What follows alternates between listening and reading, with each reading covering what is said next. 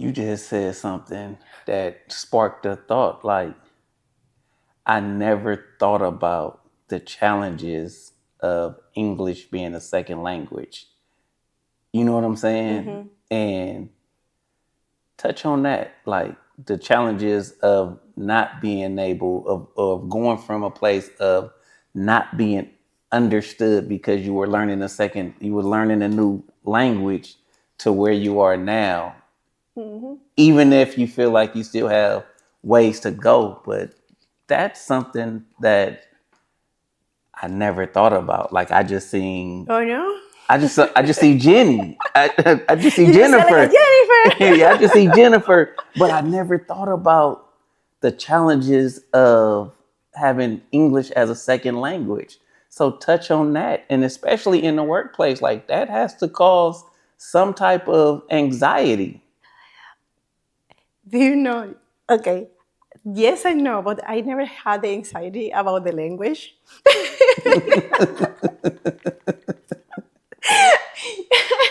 Because for me, I okay, you can cut that. Yes, probably I was lying, but yes, okay, okay, yes, I think I have it. But I think no, don't cut anything. I think it's true. I had anxiety, but I didn't see it. Yeah. I didn't feel it.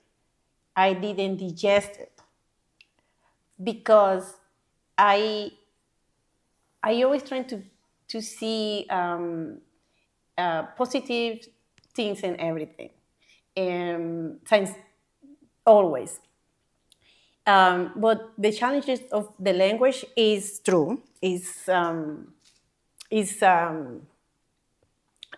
It's stressful, but also it's stressful and depend of with the people that you are you surround. Um, but being from Panama, a Panamanian woman, strong, very, I work hard, and let me talk a little bit of Panama also. I love my country, and I love the beaches. I love to go to Panama for Carnival. Eh, it's in February. And but more than anything, I like the weather. It's tropical, the beaches. When I go to Panama, what I really want to go is just to the beaches. Forget about the city. I mean, I stay in the city, but I really like to go to the beach. I don't care about going to the mall, or I don't care about to. No, I don't care Yeah. about that. Just give me countryside and give me the beach. Give me I can go to the palm and get the coconut, Yeah. and that is me. And sometimes I said that I'm a exotic wild woman. So, because I grew up in that rural, very, very, very rural little town where I was born. Where I was born, the name is Chiriquí, and there is a little town close to the border Costa Rica. It's called Chuchupate. So, and then I didn't have light. I didn't have. It was nothing. So everything we had to bring the water. We had to bring it from the city. But I have chickens. I had chickens. I had pork. I had pineapple, yuca. I had everything of this. It was amazing. That was the best. And I always said this. That was the best childhood memories that I have when I was a child. Yeah. Living in that little town with nothing, like rural. So, anyways, Chuchupate. It's on the map. I'm gonna make people look for Chuchupate. So when I came here more than 15 years ago, I didn't know English. I could go to the supermarket. I was able to take my son to Kaiser for his appointment. I came here ready to do the essential errands that I had to Yeah. do. But English, it was very, very, very, very tiny. And how I made it, how I learned, how I developed better the skill in speaking, because I have a dream. When I arrived here at this country, I wanted to be a nurse. But back to that time, there were many obstacles. They didn't allow me, or let's say they didn't do this for to to really do it. But one of the obstacles was I don't have family here, and it's just my son and my ex. That is my family. I don't have any relatives. That is the word. No relatives, and in being alone, and my ex at that time, he used to work out of the town, and then practically I was for probably a year by myself in the apartment, because he just came during the weekend and then he left. So it was just me and Nicolas. And actually, talking about this is kind of now I can say good job, Jenny, because I was alone I came to this country, but I was alone for a year practically. I mean, he was coming Yeah. during the weekend, but I was with my son, and I was just I started to work also with my neighbors. She helped me with Nicolas while I was working. I found a little job here and there, and what I learned first was Portuguese instead English. I don't speak Portuguese, but I understand very well. But because she is from Brazil, so, and I was nice. It was good too. But thanks to Doña Ivani is the name. She was the angel, because thanks to her, I took my driver license.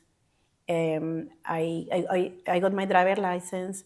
I could be able to enroll my son to preschool, and I went to for a, I started to go to college, is Contra Costa College, to take ACL classes, and she was there for me for so many situations that I had in the Yeah. past. So angels exist, and she was one. But like everything, nothing is forever, and we had to live the present. And she was there in my life for a purpose. I had the contact with her, but she was a main key in my life here. Yes. Without her, I don't know I don't know what direction I could take, because she was very with me, like niña. You have to go. Niña is like a little girl. Like Yeah. you have to go to take your classes over there. If you cannot do it here, you can go there, and then she find the way. She practically hold my Yeah. hand, She and held your hand and she yes, walked you through the process. yes, was the only person that I could relate how you say relate at that moment, and she helped me. So time passed, and I couldn't finish my class because I had to work for real in this bakery cafe, Italian bakery cafe, where later I become a manager. But it was a lot up and down in my school. I enroll, and then I drop it, and then I enroll again. I drop it because I have a kid, and I Yeah. had to be like, okay, I had to go and pick him up, and it was complicated. So I stopped going to school, but I focused in my work at the cafe, and then I developed the skill of the language working at that cafe. And Mm-hmm. I'm gonna tell you also that wasn't easy, because my pronunciation, my accent, my English, um, it was a few people. They make fun of me. So they make fun of me, and of course they were wondering how it's possible a person like me with without a fluent English could manage a place. But I didn't have emotional intelligence at that moment, and I didn't apply emotional intelligence in my personal or workplace, and then I lose it a lot. And I can say that if I had back to that time this new version, I think could be a lot different. And but I cannot change anything. And also those experiences of life also made you to reevaluate you person and your belief also, because now when I see Jennifer back to that time, and I said, no, that was my story, and that was what I have to go through to Yes. be in the position that I am right now. Even if a person that I brought to the place to help me to make the business grow, um, at the end of the day, he sent me a long, long letter talking about how I was and how bad I was. And then I was crying, and I always cry. So cry and because I'm emotional. I'm emotional. I'm dramatic, but yes, but that was painful. And then I sit down. I had a conversation with this person before, and then he told me so many things. But also, I was totally immature at that moment. I didn't see what he was seeing, and I had a conversation, and I think we fixed everything. But like 3 days later, I find out that he sent me previous our conversation that letter by email, but I didn't see it. When I start to read that, oh my God, I didn't know what to do. And then I said, you know what? Let me read it and read it and read it and read it. And then, like your brothers are Jennifer, so sometimes you keep in the loop. Yes, I keep a lot in the loop. And Yeah. then that day, I keep in the loop like, but what I did, I took all what he said in negative way. And then I said, let me work in this, in this, in this, in this. This one is not me. This one doesn't represent me. But those one that I thought that he was right, I work on, and then I believe that that was the reason why also I could see where my colleague is coming from, Yeah. and gave me the skill, ability to understand and don't engage 100% and argue with her, because I went through that. And then, yeah, so English is it was a little bit of obstacle for me for so many things. But to be honest, I feel proud of me. I used to have a lot of self doubt. Is this right? Huh? Self doubt. Yeah, self doubt. Self doubt because I was looking also for the validation. Like I want to.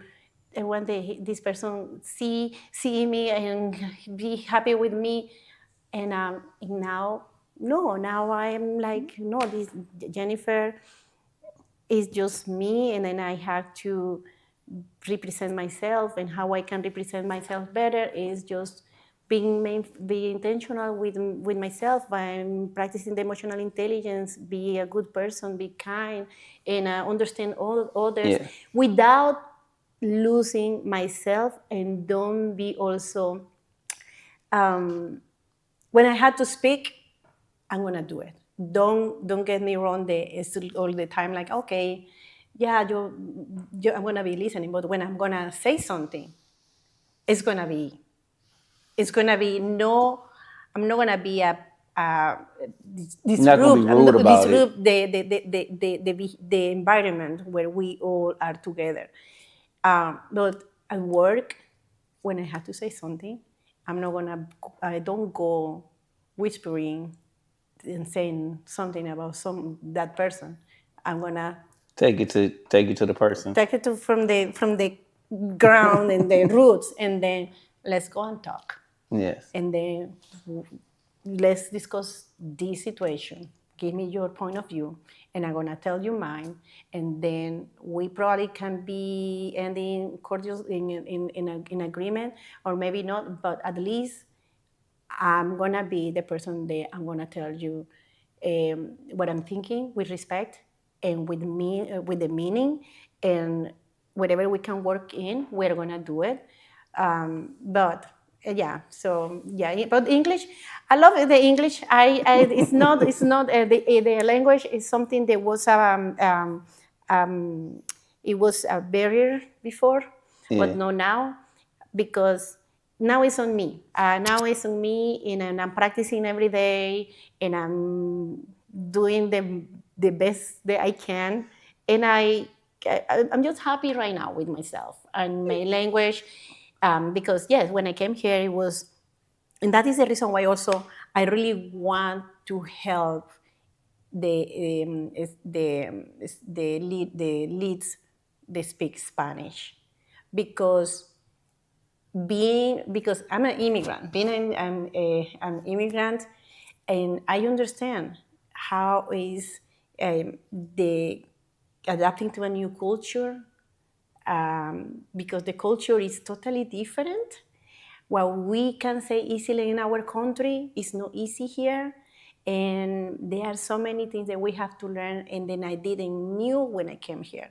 So I understand how is deal with the new culture, how is to adapt, how is to have the barriers of the language, and how and then I really want to help them to reach the goals that they are looking for without lose their own them They the self they yeah self they self identity. the self identity. Yes, so I speak Spanish, and I'm proud of that, and I'm here for them too, because it's no more beautiful that we as Latinos also embrace to each other and help each other, and emotional intelligence also is important for the Latino community, Yes. and more now than ever. So I'm here because for sure I can be a good support, and I can help you a lot to break those those barriers that you have in culture, language, and help you to achieve your personal and professional life through emotional intelligence, and that is going to help you also to neutralize any incivility situation in your workplace. This is a very important topic. Out of the joke or smiling is very, for me, it's like very intimate topic, Yes. because that is a have a lot of meaning for me, and I think in the way that your podcast had the meaning, and you always mentioned something beautiful there still. I can imagine that having your daughter on your shoulder and your mom on your back. Yeah. So when you do this, you do it because you like it, because you love it, and because you are intentional, and you are there to help the Yes. others to go through this pain. They never is gonna go away. I don't, with all the respect, I don't, and I don't want to have any imagination about that pain. No, I don't want you to. No, and then, um, but when we talk about emotional intelligence, and you talk about in your podcast about how people go to the grief, um, we do it because we we feel it. When I talk about this, it's not coming from here. It's coming from here, but more from here, because I want to be able to help people, to Yes. be there for them. And um, and many of people that I know, many friends or just Acquaintances. acquaintances, um, probably they are wondering, that is Jennifer? Yes, this is me. Because my version today is totally different. Like 3 years ago, it's totally different. It's not even close. Um, and and like I said, all the path that I went through, it was a meaning for being what I am right now. Absolutely. Because now that is the reason why I can I can feel free to speak and take me a while to come here and sit down and say, okay, let's talk about, because another occasion, you see, I couldn't do it before because probably I wasn't ready at that moment. Yeah. I was going through so many things also in personal life. I was trying to find myself also. But yeah, Jennifer, the version of Jennifer a few years ago is nothing like now, right now. Exactly. Without, I don't want to get me wrong. I'm practicing every day, like everybody of us. I'm driving to my work, at work, phone call or whatever, we have to practice and don't lose what is the purpose that we are doing, where we are going, where we are going, what is our goal. But the goal is Yes. being in peace with ourselves. And this is what I feel, in peace with myself. So yes. So learning emotional intelligence, like we always say, it's a life skill, right? And so once you begin to learn it and apply it and you see how it changed your life, you can't help but to keep using it. And maybe like 3 or 4 episodes ago, a woman sat down in a chair and she said, even you losing your child brought me here, right? To where you're talking to people where you wouldn't talk to people at first. So even in the midst of your storm, you're still helping people. And she said that's the most powerfulest thing you can do. And I started talking at the directive of my brother. He knew that once I started talking, it would help people because it's something that most of us go through. So once you start talking from the perspective of being an immigrant and learning emotional intelligence and how you use it in your daily life, especially in your work life, because people at work like to test our patience. But also patience. The patience is, you have to be very emotional intelligence coach there, because I like the challenge. I'm not gonna lie to you. Yeah. When I see patients agitated because the wedding time or because something, and I just wait my moment. I say, but also I'm like, you have to keep away. You don't have to go there because that is not you, but your situation. But if you are able to help your colleague and the patient, because you are an outside of the business and you are seeing from another perspective what is going on, but you understand the patient has the reason and my colleague has the reason, but they don't see each other. They don't see eye to eye. And Then I go and then I said to her what I had to tell her and to the patient what I had to tell, and then just please sit down and we'll go with you in a bit, but and explain and work. Most of the time works, not the time, because there are patients that it's just impossible, and, yeah. and then you have to learn also to take your step back, and someone has to come and talk to this Yeah, patient. somebody. So sometimes somebody with who they perceive with more authority has to come talk to them because for some reason, when they perceive the person to have more authority, they instantly calm down. Yeah. But I also want to point out that in your story, you said that you came out here to be a nurse from Panama. Yeah. And I don't know if you're a nurse or not, but you work in the medical field, Yeah. which is you can say that you goal accomplished, right? Yeah. Okay. I never see that. I never see that like that. But yes, it's true. It's not nurse, but yes, I'm in the healthcare department. And you so oftentimes we start off with a goal in mind, but the higher power say you're better in this position. So you may think that you should have been in this position, but he knows best, and he like, no, I like you right here, and you still live a fulfilled life.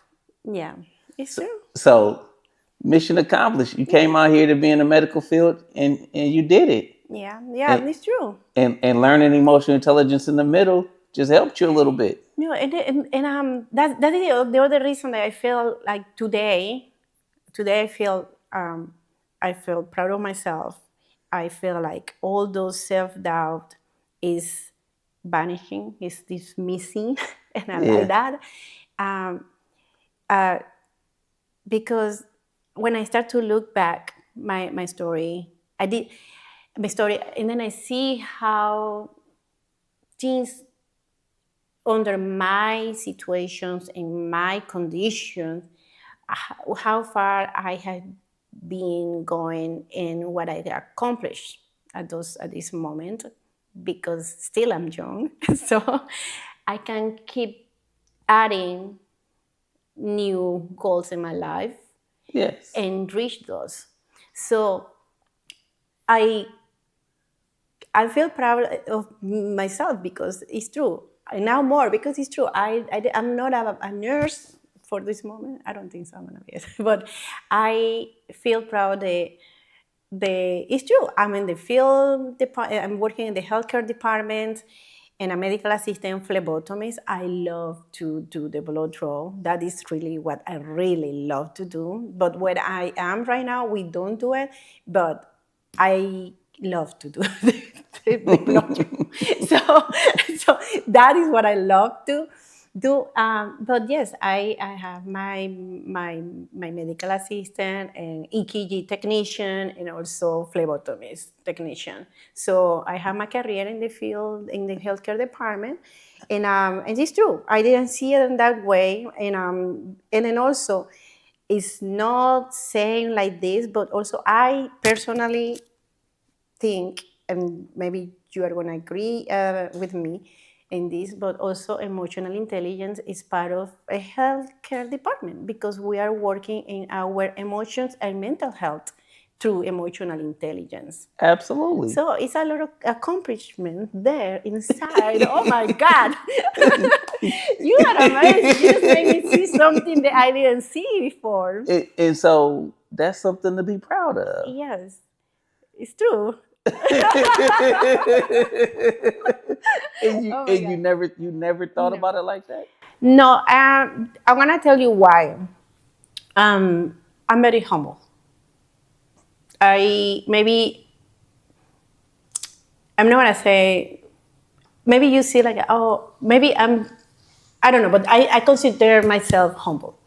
I don't show off about what I have. I don't have anything, but what I have. of, or maybe I don't know how to embrace my achievement, but to say something, I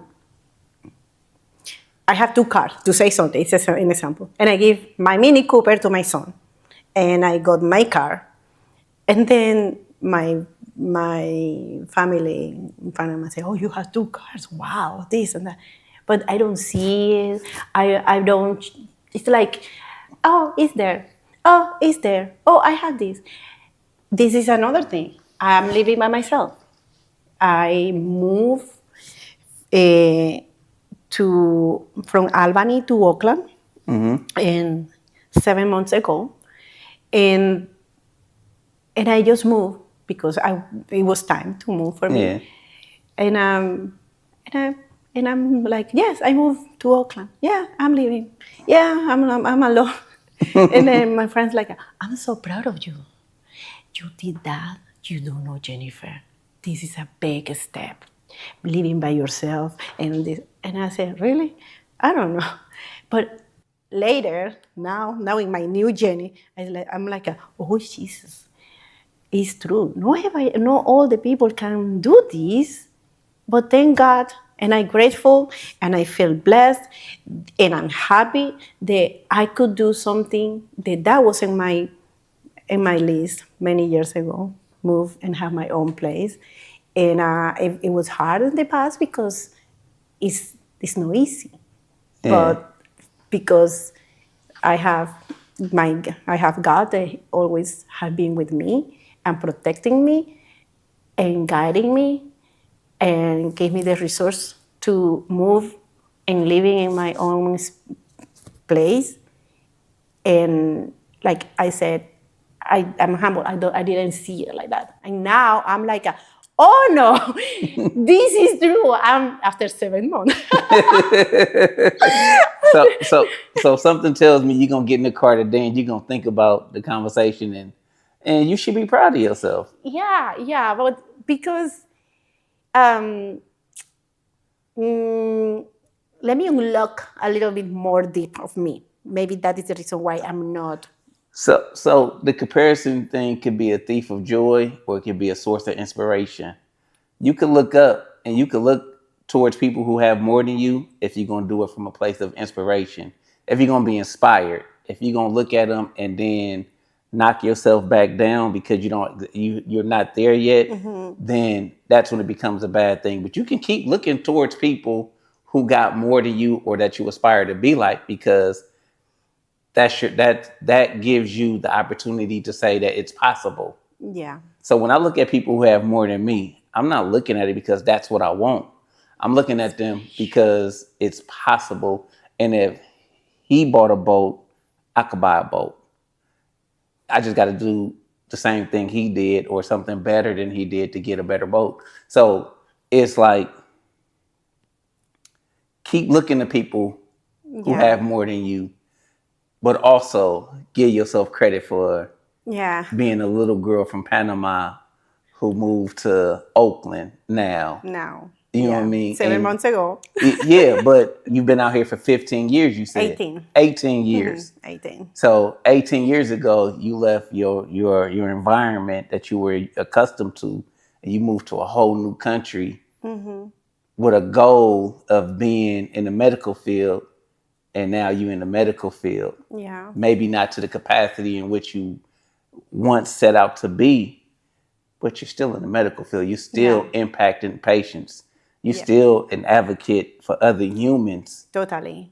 And that is my passion too. And so, what better life is it than that? To actually be able to accomplish something that you set out to do. Yeah. Give yourself credit for that. You deserve everything that you get. Thank you. Yeah. It's You know what I'm saying? no, yeah, no. Now I see it. That's what I'm saying. Like a few months ago, when we every day change. I start to believe that every day we change. Yeah. And maybe for Jennifer take more time to change in all aspects, but this is another beautiful thing being alone. You are alone. You don't have distraction, and you have your own demons, Yeah. your own uh, traumas and anything. And then you are alone and you start to digging into yourself and find how or what is the real thing that made you felt many times in the same scenarios or same situations. Yeah. And then you start to understand more about you, to understand your emotions, to understand when to pause, when to retrieve, when to reach out, and when to don't reach out anymore. Because there is the point that you get and you see when you look at the mirror, that is and also in the Yeah. self-awareness, we spend time looking into the others instead to look ourselves in the Yeah. mirrors and know more about ourselves. And I was lost. I didn't know what direction to take. I was about to give up many things and just go back to Panama. Nobody knows that, but I was about like, let me just move out and let me go to, I have my apartment in Panama, and let me start from the scratch in Panama. I have my relatives over there. It's dramatic. but you know, uh, but and then and then I wanted to move to Panama, and then I wanted to move to another apartment because it's bigger and this and that.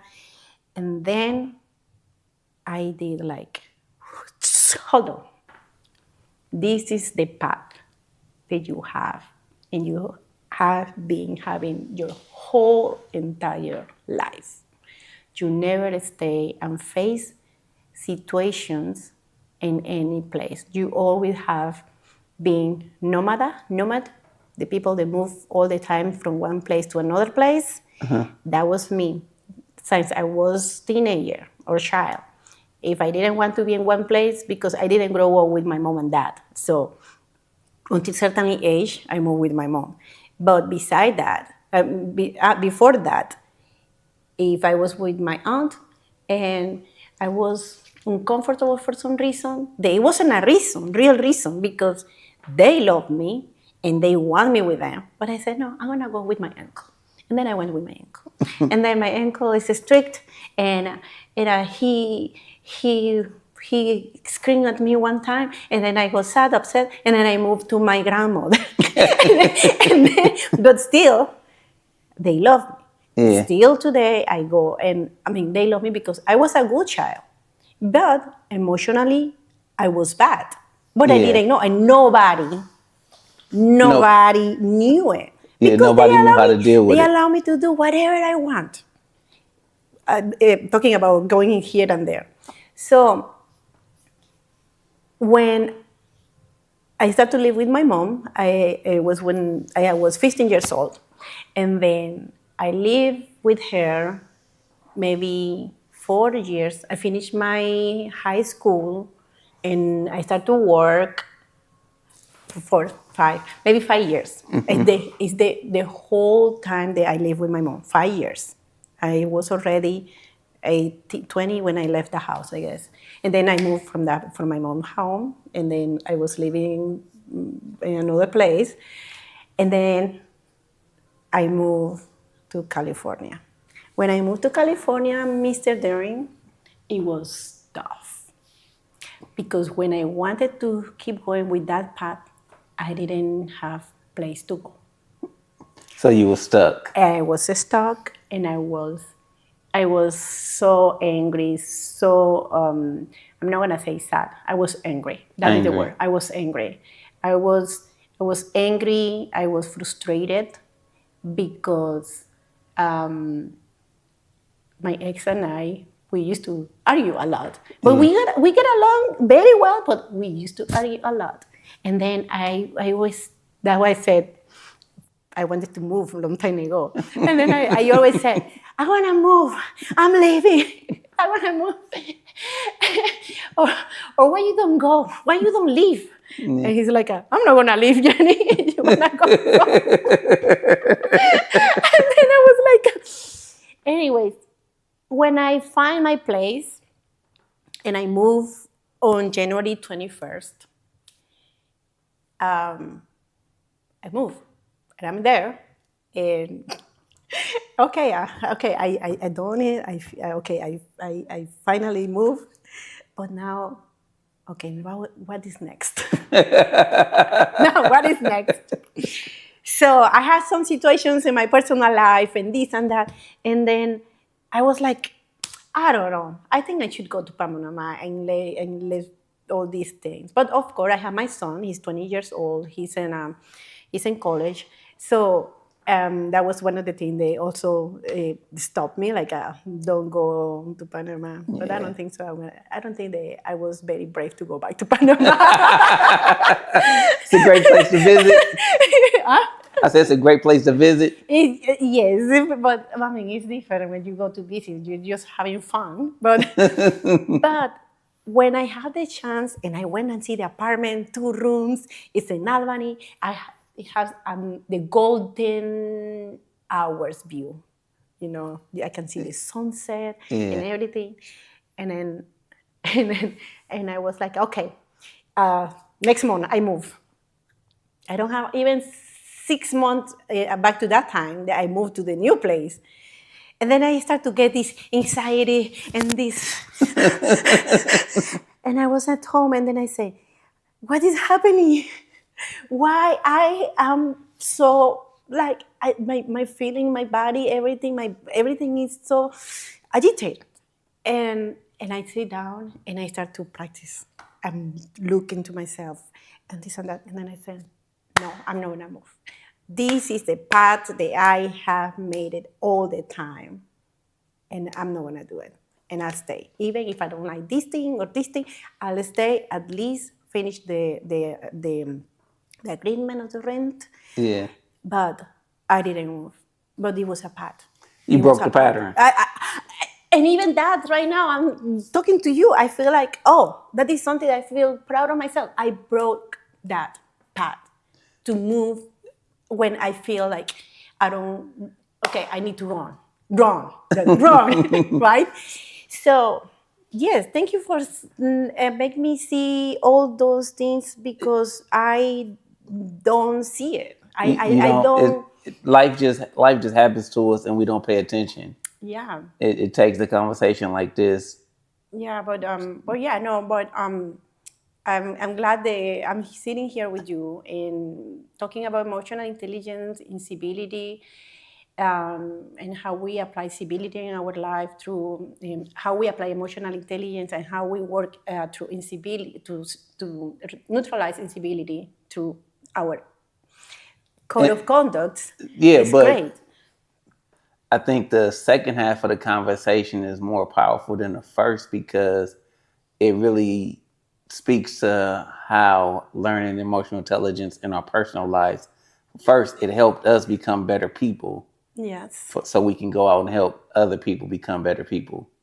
So I think the second half of the conversation is probably the most powerful part, Okay. because that's where the real transformation came in for us. Yeah.